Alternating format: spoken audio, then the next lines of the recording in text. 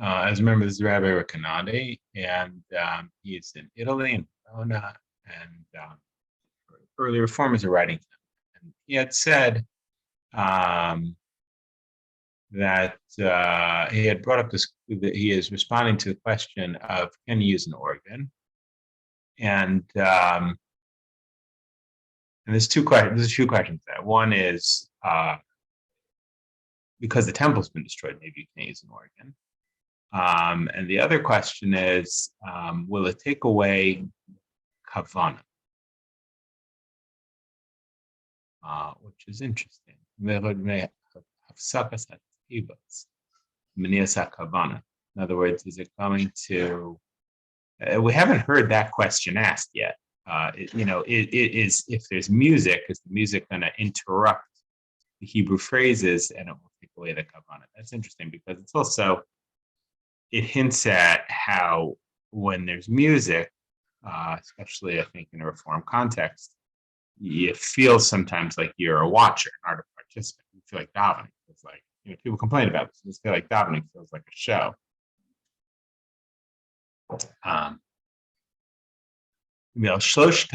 And so he says, I'm going to talk about all three of these issues. Whether it's about an imitation of Avodah Zarah, whether you're allowed to play it at all after the destruction, and whether it's going to take away. So he says, I looked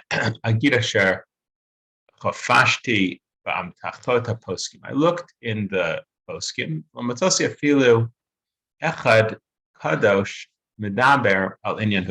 So this is very interesting, right? It's like 1815, and he says, I looked in all the poskim. Nobody talks about whether you can use an organ or not. Like, I mean, of course, the reason I find it funny is because, of course, it's a non-issue. There's no reform yet. There's no,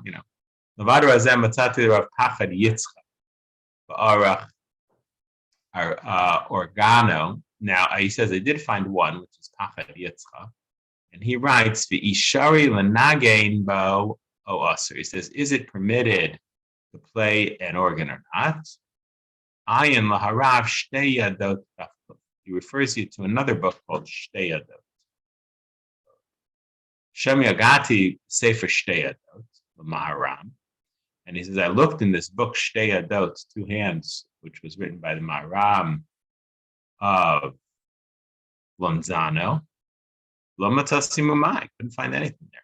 Will I say for Achrushnik for Gamtin? Maybe there's another sefer by that name, Shtei Yados, and I don't have that. Be interesting because obviously we have access to books in the way they didn't. We could look for whether there really is more than one book. And now let me answer the first issue, which was this Avodah Zarah issue, because the Christians obviously use an organ. The Mishum Lesa Avodah Zarah Lekal Mechash Lemidi Tosha Osaugov Atzmo Lo Nishtamish Bal Avodah Zarah. It says you don't have to worry the fact that the Christians of the Avodah Zarah use an organ.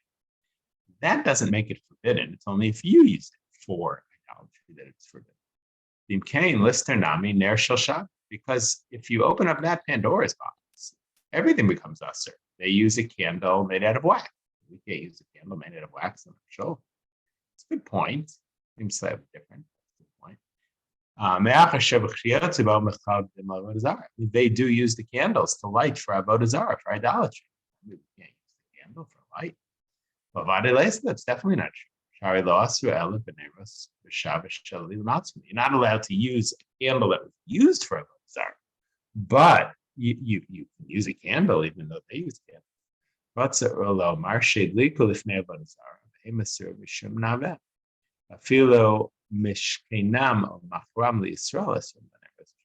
it was used for that very camp, as the Yosef Karo writes,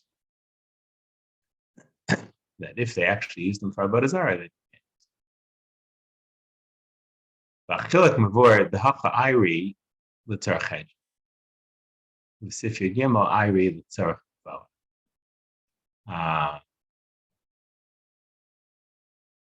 He's distinguishing between two things that Rabbi Yosef Karo says there, candles. Uh,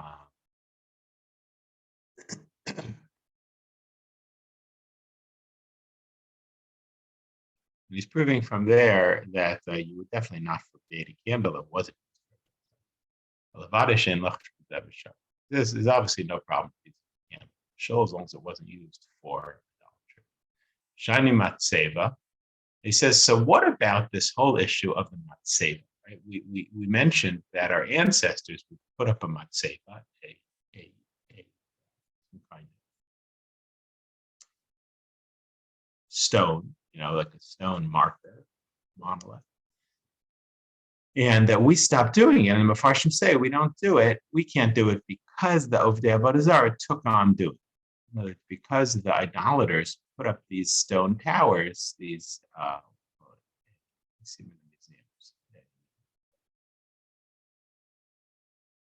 totem pole, right? In other words, what our ancestors put up might have looked like a totem, but now the Ovdei Avodah Zarah do that. We can't do that. So why don't we say the same thing about an organ or a candle? It's just that, but now they started using it. Now we can't. So he says, no, a matzeva is different.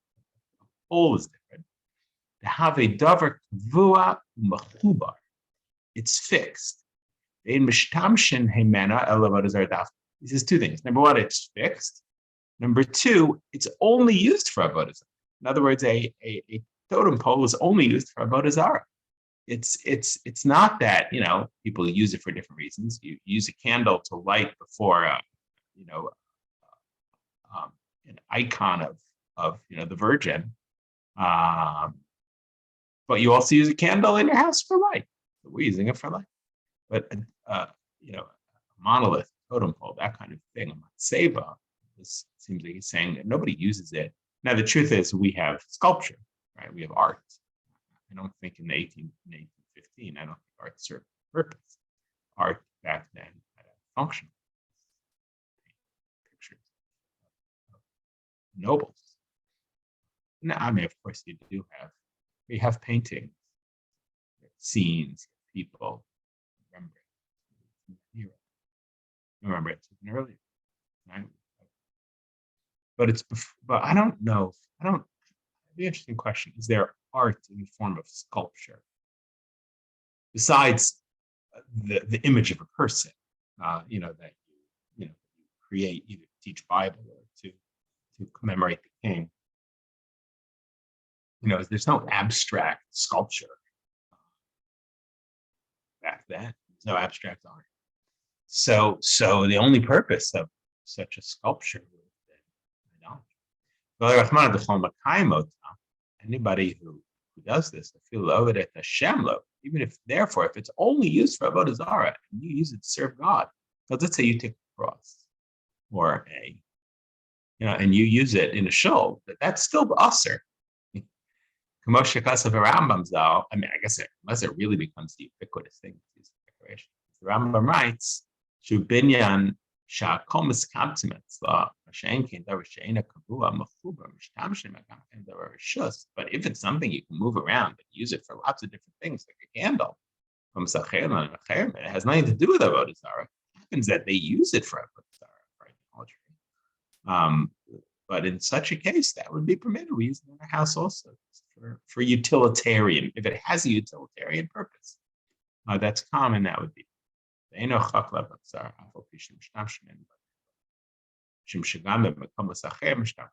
another place to go.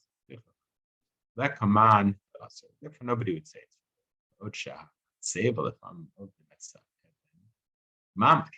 Sometimes with a matzeva, monolith, they actually worship itself. There's proof for that. So that's why over there, I should say, that became.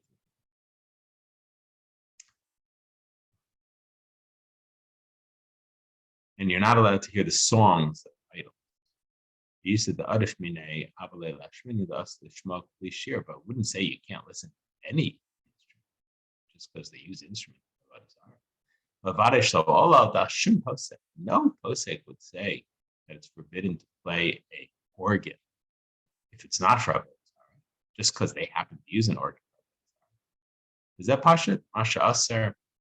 So he says, what about that which there was somebody who said it was forbidden. Rabbi Ratio Devote. I wonder if the Chassam Sofer. That's much later. Somebody, it seems like that's forbidden. Uvo Devar of Sham Berhetev. The Berhetev is a commentary on Shulchan Aruch. Call Nigun Shemanagnim Bala, but it's our language. He says that if there's a song that you use for Avodah Zarah, you shouldn't use it. He says that's only the tune. But that's a specific tune that's used for Avodah Zarah.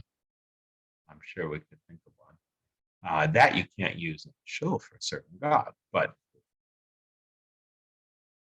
the instrument. Shamai laheter shlokasu called nigan shemananim bala, but it's not called the shari b'shari. It doesn't say any instrument. I know the common in so it says, so that's pretty good. It seems pretty logical. He's equating now, of course, later on, as the reform, right? In other words, I don't think that the argument of others against the organ, whether it's Hoffman, others, was so much a Avodah Zarah issue. It was more Chukot Hagoyim, right? You're doing this in order to be like, right? That's a little bit more. I mean, it's true what he's saying here that just because they use an organ. Okay, so then the second one he says, it's interesting that he doesn't bring up this question of Chukot Hagoyim. Does he not realize that does his reform at this point maybe not trying to imitate the non-Jew? Maybe they really are they'd say it's sort of modern orthodox, right? In other words, they want it's a karbachnik. It's obviously it's totally anachronistic, it's a totally different culture, but right now maybe they really do see it as like, it would just be so much more beautiful and so much more inspiring to have an organ for Shabbos, either Kabbalah Shabbos or having a non-Jew play it on Shabbos. But it's just like we see, having a karbach. Maybe they would see it the same way. This is early on. This is much earlier. I mean, you think about they wrote against the reform, Psak Din from 1852. I mean, that's 30 years. That's 30 years later. A lot happens between the very beginning of reforms before there was even a reform Shul. There's already a minion in Berlin, but time makes a difference. If you're going to say that because of the destruction of the temple, you're not allowed to have music, that's not true, because when it comes to davening, when it comes to singing praises to God, then it's permitted.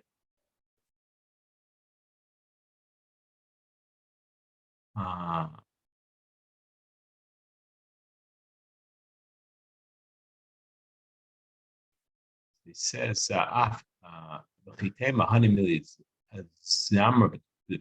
maybe all that was permitted after the destruction of the temple was singing with your mouth, but not instruments. He says, I'll tell you that that's not the halacha, because I saw it myself by a great rabbi. The Modena here, the Ein Israel, there's a great city, Modena. It's a city of great Talmidei Chacham. There were Italian rabbis, Ashkenazic rabbis from Germany, Harav Padova, means the Rabbi of Padua, Rabbi Lifshitz, Rabbi Ephraim Cohen, Shneim Me Ashkenaz, Shirbitzu Torah. They are both from Germany. Shara Banagon Yisrael, and many other great rabbis were there. Veisham Chevras Tofukinar, and they had instruments playing. Ein Potzepah, Tzavlasser. Nobody raised a hand. Nobody said anything. Yarachron, Ve'er achron ishu alikim kadosh shu harav mufla b'forsim b'dereno hagon hamufulful ba'muva mofes hador ve'duro shmal ha'kohen. Wow. So this is a very, very long introduction and incredible amount of accolades.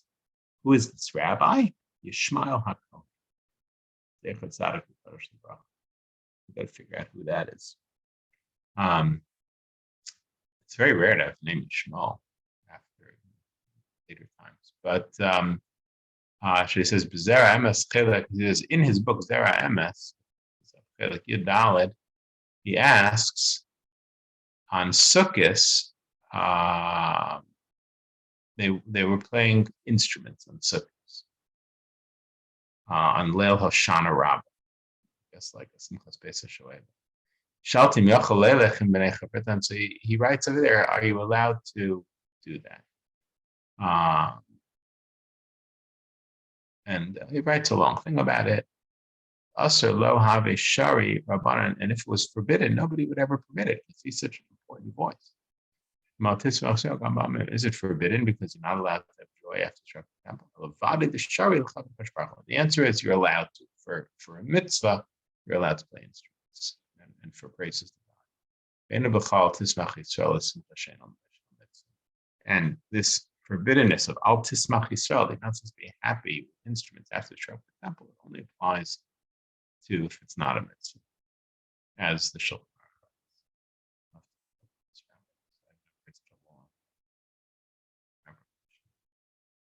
And so he goes on to prove that that the idea that somehow you can't use an instrument even for a mitzvah is just not true. We've seen that. That's not a hard thing.